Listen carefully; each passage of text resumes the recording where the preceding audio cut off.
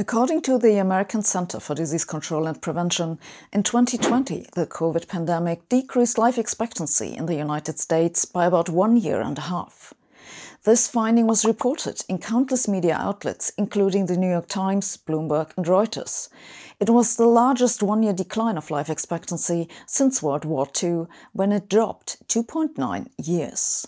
Does this mean that we'll all have to expect we'll die 1.5 years earlier? How can that be if we haven't even had COVID? And if that's not what it means, then what did COVID do to life expectancy? That's what we'll talk about today. Before we talk about life expectancy, I have news for our viewers in Canada. I will be in Vancouver on April 14th, together with Lawrence Krauss and Chris Hadfield for a public event. You can now buy tickets, link is in the info below. Now about COVID and life expectancy. First, let's have a look at the numbers for the United States, because that's where the report made headlines. A group of researchers from Europe and the US published a paper in Nature's Scientific Reports last year in which they estimated how much total lifetime was lost to COVID. They took the age at which people died from COVID and compared that with the age at which those people were expected to die. They found that, on average, each COVID death shortened a life by 14 years. So that's the first number to take away. If you die from COVID in the US, you die on the average about 14 years earlier than expected. At the time the study was done, in early 2021, about 300,000 people had died in the US from COVID. We can then multiply the average of years lost per person with the number of deaths. This gives us an estimate for the total number of years lost, which is a little over 1.3 million.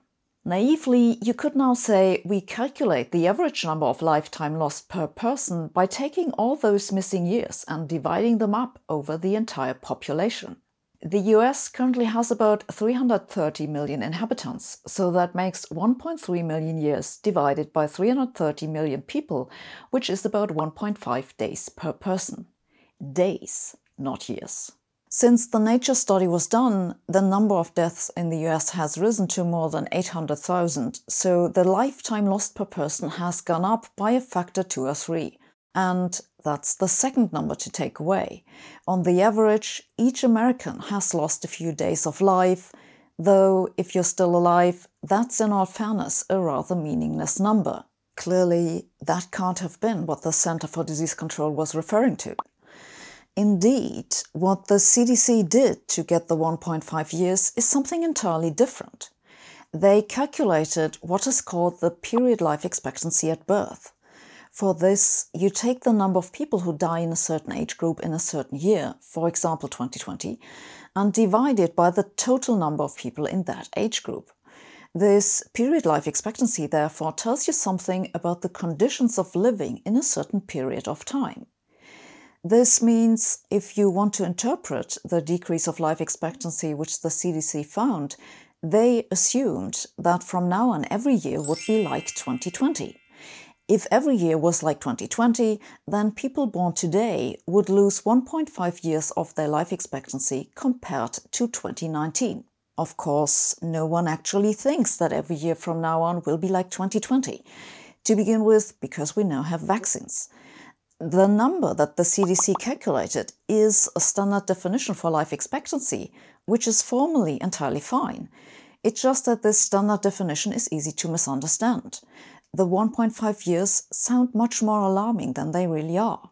More recently, in October 21, another study appeared in the British Medical Journal which looked at the changes to life expectancy for 37 countries for which they could get good data. For this, they compared the mortality during the pandemic with the trends in the period from 2005 to 19. In the USA, they found a decline of about 2 years, so a little more than the estimate from the CDC.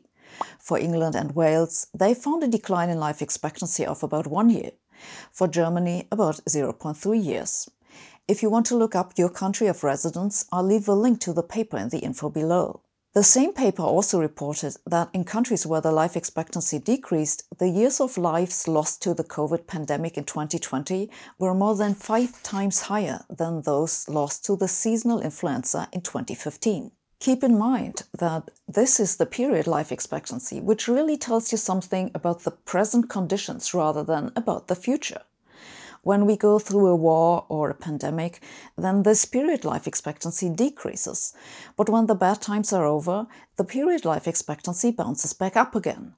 That's likely going to happen with COVID too. Indeed, in many countries, the period life expectancy will probably bounce back to a value somewhat higher than before the pandemic, because the previous trend was rising. Also, since people with pre-existing conditions are more likely to die from COVID, this will probably increase the average period life expectancy for the survivors. But before you think this is good news, keep in mind that this is a statistical value. It just means that the fractions of people with and without pre-existing conditions has shifted. It hasn't actually changed anything about you. The changing weights between the groups don't change the average life expectancy in either group. It's like removing foxes from the race won't make the turtles run any faster, but it will certainly shift the average over everybody in the race. The Spanish flu pandemic from 1918 is an interesting example. In 1917, life expectancy in the USA was 54 years. During the pandemic, it dropped to 47.2 years, but in 1919 it went up to 55.3 again. In Germany, it went from 40.1 in 1917 to 33 in 1918, and in 1919 went back up to 48.4 years. If this period life expectancy is so difficult to interpret, why do scientists use it to begin with? Well, it's just the best number you can calculate from existing data. What you would actually want to know is how long it will take for the people born in a given year to die. The people born in a given time span, for example a year, are called a cohort. The average of that distribution when the people in the cohort die is called the cohort life expectancy. Problem is, you can only calculate this when everyone in the cohort has died, so it's really only interesting for people who are dead already.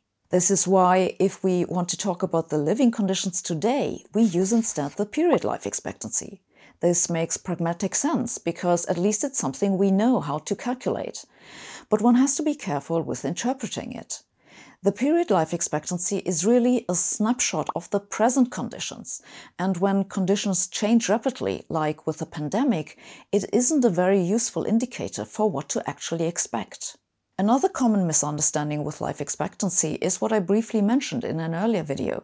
What we normally, colloquially, but also in the media refer to as life expectancy is, strictly speaking, life expectancy at birth. But this life expectancy doesn't actually tell you when you can expect to die if you are any older than 0 years, which is probably the case for most of you. If you look at the probability of dying at a certain age by present conditions, so the period life expectancy, then the distribution for a developed world country typically looks like this. So for every age, there is a certain probability of dying. The average age at which people die is here. But the age at which most people die is higher. In other words, the mode of the distribution isn't the same as the mean. But now, the older you get, the fewer years you have to average over to get the mean value of the remaining years. If you have to survive the first year, you only have to average over 1 year and up. So the mean value, which is how long you can expect to live on the average, shifts a bit to higher age. And the older you get, the less there is to average over, and the further the mean shifts. This means, counterintuitive as it sounds, the life expectancy at a given age increases with age. And this does not take into account that living conditions may further improve your expectations. The consequence is that if you have reached what was your life expectancy at birth, you can currently expect to live another 8 years or so. That's certainly something you should take into account in your retirement plans. This shift of the mean of the curve with age is the origin of another misconception, namely that people died young in the middle age. Since this is history, we can actually use the cohort life expectancy. For example, when Isaac Newton was born, the life expectancy in England was just 36 years. But he died at age 84. Was he also a genius at outliving people? No, the thing is that the average life expectancy is incredibly misleading when you're talking about the middle age. Back then, infant mortality was very high, so that pulled down the mean value far below the mode. Indeed, Newton himself almost died as an infant. But once people made it past the first couple of years, they had a reasonable chance to grow grey hair. So it's really misleading to take the low life expectancy at birth in the middle age to mean that people died young. This also makes clear that the biggest advances we have seen for the increases in life expectancy worldwide have actually been advances in decreasing infant mortality. Around the year 1800, globally, more than 40% of children died young during the first 5 years of their life. Today, it's less than 4%, though there are big differences between the developed and developing world. If you want to get a reasonable assessment of your own life expectancy at your present age, you should look for something called Life Period Table for your country of residence. For example, here you see the 2017 table for the USA. At birth, life expectancy for men is currently 76 years and for women 81. But if you check the table at those ages, you will see that men still have, on the average, about 10 years to live and women another 9 years. And when you've reached that age, you still have a few more years to live. It looks like some kind of zeno paradox in which you never reach death. But as with the zeno paradox, an infinite sum of smaller and smaller numbers can well be finite, and indeed, spoiler alert, we will all die. So use your time wisely and click on the subscribe button for more fascinating stuff. This video was sponsored by Brilliant. Yes, I've been talking about statistics and probabilities yet again. They are really everywhere. But just what was the central limit theorem again? And what's the difference between mode and mean? If you want to learn more about the mathematics behind probabilities or freshen up your knowledge, Brilliant is a great place to do that. Brilliant is a website and app that offers courses on a large variety of topics in science and mathematics. All their courses challenge you with questions so you can check your understanding along the way. And they have neat interactive visualizations that really give you a feeling for what is going on with the math. To get some background on this video, I'd recommend, for example, you check out their courses on probability fundamentals, statistics, and knowledge and uncertainty. To support this channel and learn more about Brilliant, go to brilliant.org/Sabine and sign up for free. The first 200 subscribers using this link will get 20% off the annual premium subscription. Thanks for watching. See you next week.